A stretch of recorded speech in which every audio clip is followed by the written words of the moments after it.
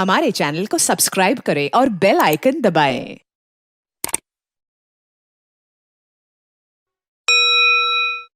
लाहौर में कायम French centre के डायरेक्टर फैब्रिस डाइसिस ने लाहौर प्रेस क्लब का दौरा किया।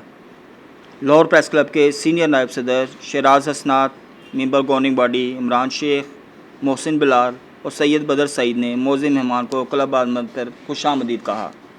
शराज हसनात ने लाहौर प्रेस क्लब में मुहैया की गई सहूलियात और सहाफ़ियों की कैपेसिटी बिल्डिंग के लिए मुनक्कद की जाने वाली वर्कशॉप के हवाले से इन्हें आगाह किया और कहा कि जल्द ही लाहौर प्रेस क्लब की जानिब से फ्रांस के सफ़ीर को दौरे की दावत दी जाएगी।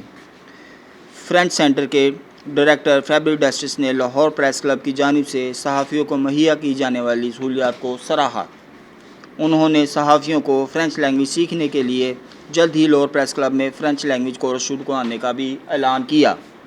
प्रेस क्लब की जानिब से मौजूद मेहमान को फूल पेश किए गए।